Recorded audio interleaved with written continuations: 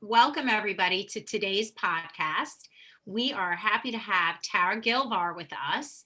She has created a women's empowerment organization called BIG, which is short for Believe, Inspire, and Grow. So welcome to the podcast today. Thank you. I'm so happy to be here with you, both of you. So I found Tara while I was trolling the internet very innocently. And saw all of these amazing groups that she started and programs and education and really creating a community and network of women empowering other women. And I was fascinated. So that's why Tara's here today. And Tara, tell us how this even came to be. Yeah, it was kind of an accident, to be honest, which is how a lot of women discover their passion and their purpose, right? So I started this 2009. I had just relocated back to New Jersey. I am a Jersey girl, but had moved from Boston to North Carolina to back to New Jersey with 3 kids in tow. At the time, my youngest was in kindergarten. And that's a great moment where you think you're going to get your life back as a woman, right? You think, oh, get them out of the house, and you forget how fast 2:30 comes, and you can't even go to Target. Right. But Right. so I was thinking, okay, I went to a good college. I had a career in marketing, a big advertising agency in Boston, and then left it all because of children, which millions of us do, right? Because for lots of reasons. One is you want to spend more time with your kids. One is the math never worked. You're going to give 40%, 45% to babysitting and childcare, right? Mhm. And you're not going to be good. We talked about this before. You're not going to be good at either one, right? And something's going to suffer. So I opted out of the workforce and spent 13 years with my kids and always tried to keep a finger in the other bowl so that I was relevant. Right. But, take on a freelance job, to keep contacts going, things like that. But this was before Facebook, before all this technology that kept people together. And when I moved back to New Jersey, my kids were in school. It was like, okay, what am I going to do with my life?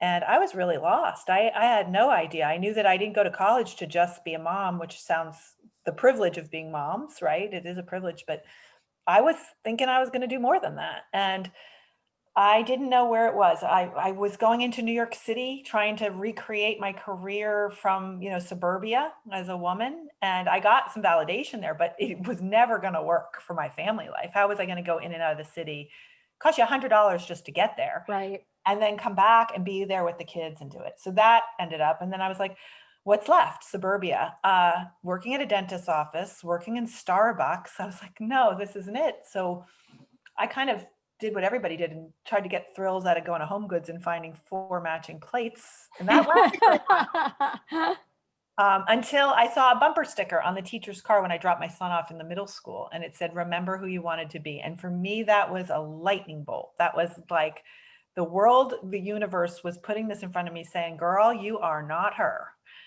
And so I took action because I knew everyone in my town. And I was the person who said, oh, you should know her and you should know her, the natural connector. And these women were like me. They had gone to good colleges. They had had good careers. They opted out, mostly for childcare reasons, raising their family at that time. And they're sitting on the sidelines and they're trying to figure out, what they want to be when they grow up in their late 30s, 40s, and 50s. And they didn't have a place to put it like me. So I sent an email after seeing the bumper sticker, said, we're still smart. And I emailed it to every single person I knew, the people I knew in the church, the people from the 3rd grade room parents, every person in my database that I said, I think she lives near me. And I said, we're still smart. Maybe we should figure out how to be professionally fulfilled in our life and keep our families and our personal commitments sacred, because there was no other thing out there for us. And 42 women showed up in my living room. Amazing. Awesome. And I knew right then and there I had hit a chord. And if there's 42 in this small town, then there must be 42 million across the planet. Right. I love just like the whole conversation and hearing more about how you've created and cultivated this community. I also just love like how it dovetails so perfectly into, our ExExperts community, which is so many women out there who, for similar reasons, also had opted out of the workforce at some point, and now in this transition period for themselves, getting divorced and now trying to figure out what they are going to have to do in order to be their own breadwinners now, take care of their families. Like, it's so relevant. I just love hearing about it. And I think it's just going to be such a great resource. Well, we've evolved, right? I mean, women tend to attract women just like them, right? So that's why you attract your women. And so we've evolved, because for me at that time, 10, 13 years ago, it was because of having kids. But we've been existing for 13 years and gone to, I think we've been in 100 communities. So it's not just because of children. It's because of divorce. It's because of an economic downturn. It's because of a bad mammogram. It's because your mom fell down. It's all those reasons. And those are the reasons why whenever a woman has to make a change in her life, she backburners herself for everybody else, right? And Of course. then she doesn't take care of herself, and she forgets what she's good at, and then she spirals into this really sad lack of self-esteem and confidence place, and then it just kind of breeds itself, and we're like, no, you're worthy. And so how are you like conveying that message to your group? So you had 42 women who showed up to that very first initial gathering, because you didn't even know really what it was at that point. Oh, And then it progressed into this organization. Tell us, now what you feel like the purpose is and what you guys are doing and how you're empowering each other. well, the purpose is exactly the same thing that we discovered in the living room, right? And I just kept the purpose, and it's morphed into different things for different reasons. But we went around the room, 42 women in the room, and we asked 3 questions. Who were you? Who are you now? Who do you want to be? And why are you struggling to get there? Right? That's universal for women. And it doesn't matter what your circumstances are, happy marriage, bad marriage, divorce, never been married, gay, lesbian, it doesn't really matter. Every woman goes through this metamorphosis at one point in her life and has to reinvent herself. And women have to do it, they say, up to 9 times in their lifetime. Wow. No pressure. Yeah. But it's the reality, right? I mean, you used to be this, and then you did this, and this is why, or they moved, or you did this. And so we asked, who are you? And they were real quick to say, oh, I had this career. I used to do this. I was a prima ballerina in the New York ballet. Who are you now? Then they start to define themselves by who they serve around them. I'm a wife. I'm a mom. I'm a wife, I'm a mother. I'm Johnny's mother in the 3rd What your grade. purpose is. Johnson. Right. And I said, I'm sorry, with all due respect, we don't care about them. Right. Who are you? And that's when they started. We don't know. Didn't know. Crying, tears. And who do you want to be, and why can't you get there? The dream they think is gone because of the circumstances, right? They think, I wanted to do this, and then this happened to me, and now I can't do any of it. And now I'm too old, or I don't have enough money, or blah, blah, blah. So to your point, the number one person that was the rock star for me seeing this in a visual way was a divorced woman who came to my living room, who knew a friend of a friend. I did not know her. She had been through a very bad divorce. She was the primary breadwinner of her family, had a rock star job all around the country, all around the globe, in the garment district. And she came home one day, she had 3 little girls, and he said he wanted out. Oh God. Right? He said, it's the marriage or your career. And for a minute she's picked the marriage, and the marriage went away anyway. So she did, she felt like, so she gave up the career. And the day she was in my living room, she said, who are you? She was a big executive in the garment district. Who are you now? After a bad divorce, after gaining weight because of self-esteem, after losing the job and no income, having to lose the house, having to relocate the 3 girls, having to stay home because she's not going to nanny up these girls after what they just went through after a divorce. Right. Who am I now? She said, and I'm not saying this to be derogatory because it's a passion of a lot of women, but it wasn't my passion. It was a need. I walk dogs. And I walk dogs because I can be at home, I can make money, I can be with my kids when they need me, and my kids need me right now. Right. And she said, but it's not that I'm a different person or that I feel less than, but people treat me less than, right? She said, now when I had my senior vice president business card, people are like, wow. And now they're like, can you remember to flush the toilets when you're house sitting with the dogs? Right. Right. Right. And she said, so then we went to the next one. So who do you want to be and why can't you get there? And then she started to cry. She said that my dream was always to open my own bridal shop, which is ironic because I went through a terrible divorce. She said, but That I is always think the ironic. girl should have her special day. And I think that's something I can do for them. I always was the one who bedazzled the prom dresses of my girlfriends. And so I think I could be good at that. But I'm 40 something years old. I have no money. I don't even know how to do this. The dream's gone. And the women went to the next woman to introduce herself. And she said, my name is so-and-so. I did this, I did this. And by the way, you over there with the bridal shop idea, you should do it. We need one. I know inventory that you could buy for a song that could help you start your business. And then she kind of sits a little higher in her chair, right? And then 3 people down from her, next woman introduces herself, goes on and goes back to the bridal shop girl and goes, I know retail space that's going to become available. That'd be perfect for you. And she sits a little higher in her chair. And the third one, she says, so then this woman says, well, actually, I dog walk a very wealthy woman I told her this in privacy one time, that this was something I would love to do. And she said to me that she would actually help fund it for me to get started, but she'd want to do it the right way. So I'd have to come up with something called a business plan. And I have no idea what that is. But For women, but this is that whole story is a perfect example of how women take care of women. exactly. And you know, you see the shows and movies, and certainly my girls had it and I had it in high school. I mean, girls are nasty. They will Well, take that's got to you stop. down. But I don't believe that that's the majority. I No, think I there are think if you few put rotten them in the right apples. environments. Right. And there are a few rotten apples for whatever Oh, reason sure. they're like that. But when women come together, it's like explosive. It's Well, fireworks. literally the hair stood up on so here's what happens, right? So she says that I need a business plan. These are random women in my room. I didn't special pick people. I had no idea it was going to show up. We didn't have any idea. 4 women down from this woman goes, I'm a geek. I used to work for Merrill Lynch. I'm a businessy savvy person. I help people write business plans. I'm like, we're like, oh my God. How I feel like Are even you though this is- invested in the bridal shop? No, but I'll tell you this. She was in my living room in February of 2009. In February 2010, we were launching the chapter, the pod of our organization in her bridal shop, which still is standing even after COVID. This is 12 years later. Last year was named one of the top bridal shops in New Jersey.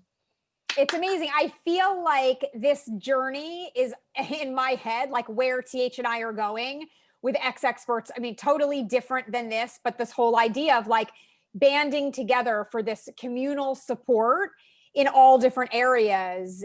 People are And starving for it. Starving for it. It is, to your point, the world out there is a mean, cruel place. You need to give them safe places, right? so how are you moving forward with big now? Well, that was 2009. Yeah.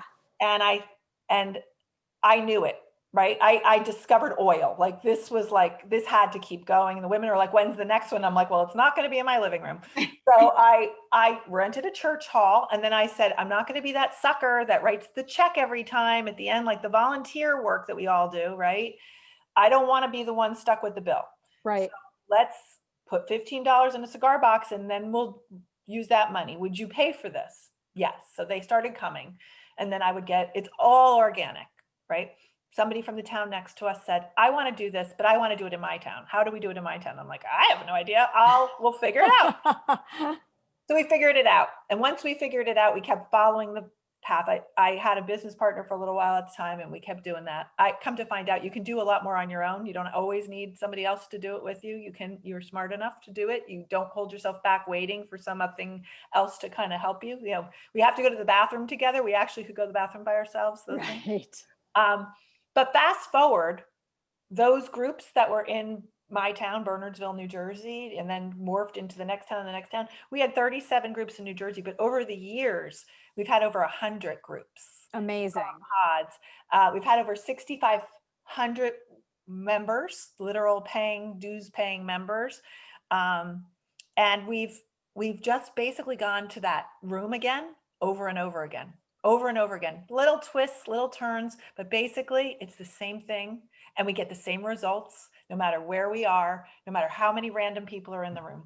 So it sounds like a really kind of very effective women's networking, group where everyone who is participating is super active, as opposed to some networking groups that about that are out there where it's like sometimes people show up, sometimes they don't, they're not necessarily putting their best foot forward and offering to help. What kind of magic are you feeling like you're offering to the members, and how are you keeping people engaged and keeping new members coming? Okay, so first, I hate the word networking, no offense. We network.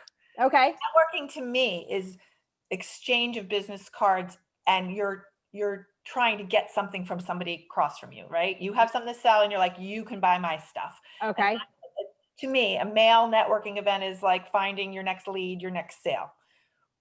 What I like to think about is that we're a women's empowerment organization, because our core mission is to make you happy. Love. Help you sell your stuff.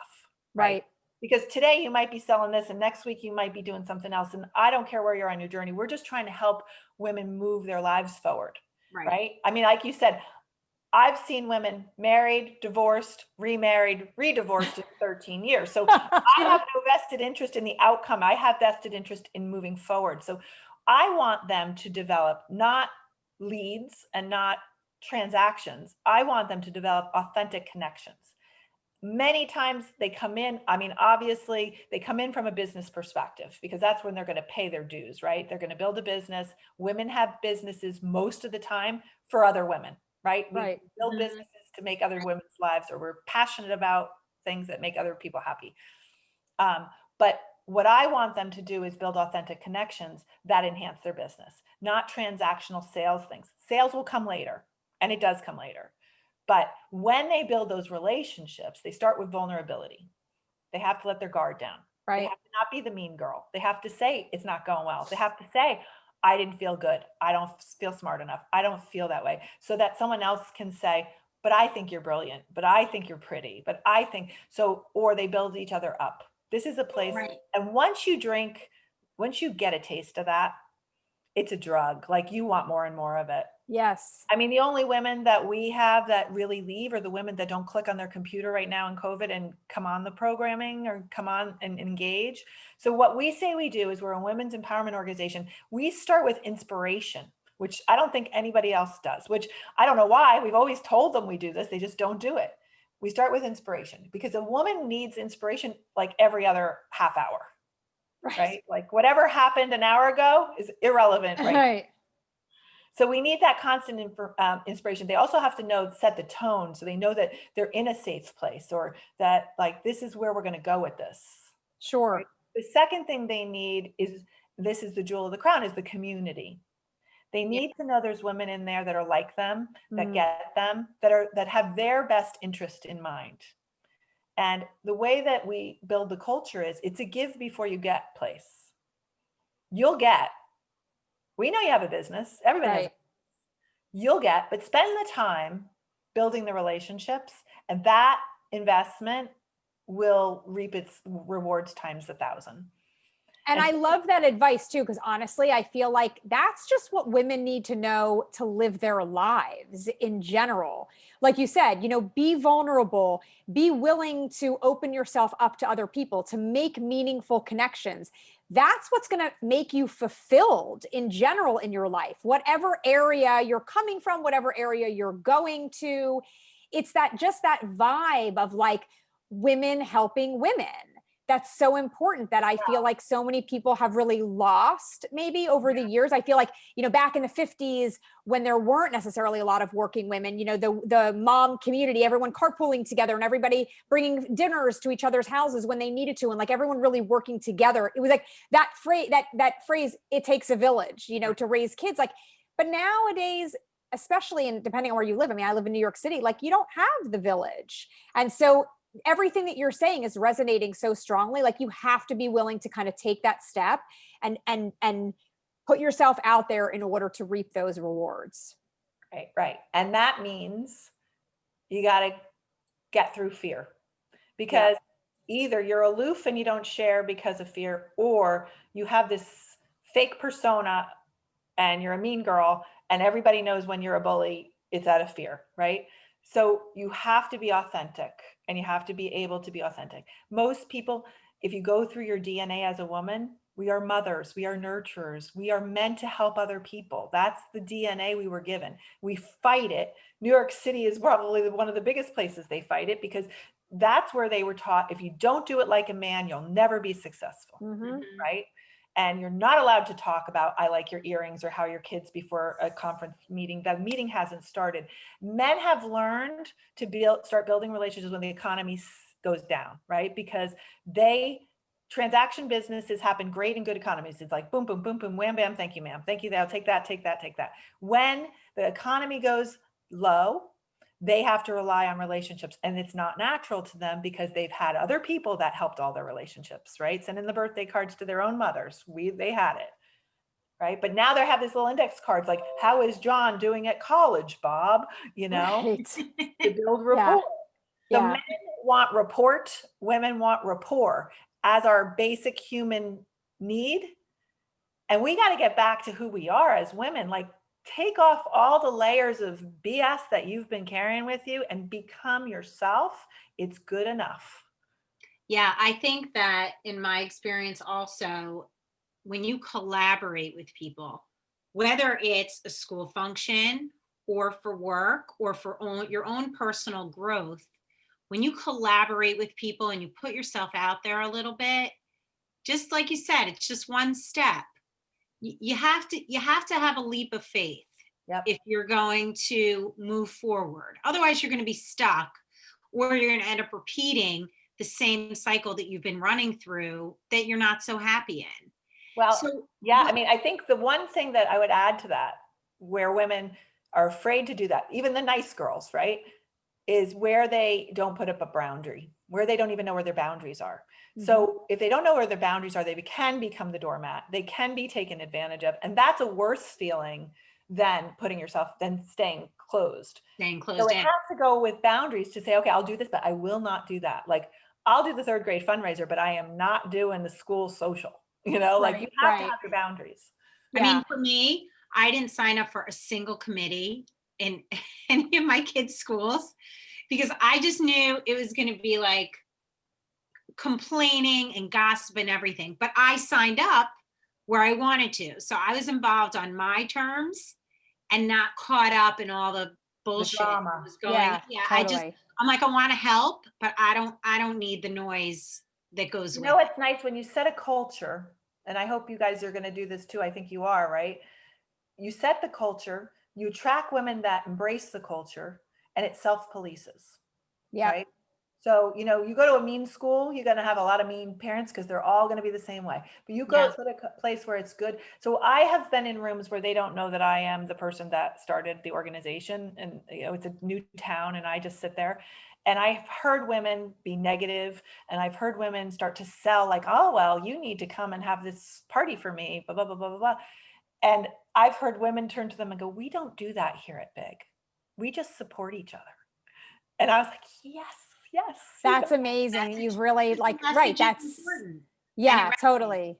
That you've created that. So listen, I feel like we could go on all day. There's so much more. I know, it's amazing, but just that's such a great note to end on, that like, we don't do that here. We just support each other. It's what we're trying to do, what so many other people out there are trying to do. And I know that people listening are going to want to be a part of it. What's the best way for people to find you or be able to participate if they want to be a part of a big pod? Sure, and everybody's welcome. We're now global, so there's no geographic boundaries. Thanks to COVID, we have all the content online, and even when the world becomes normal, quote unquote, even when we go back to live meetings, we'll still be online. So there's no geographic limitations. Anyone can be part of it. BelieveInspireGrow.com. Check it out. You can, if you do the contact me forms, you will reach me. I have a very small team, so everything if you need me, just go to contact me. I read every single one of them, and our entire mission is to help women move forward so that they can live the lives they meant to live, and then the world gets better. We are on board with that. Thank you so much for your time, Tara. This is amazing. Can't wait to talk to you more. Thank you. Thank you.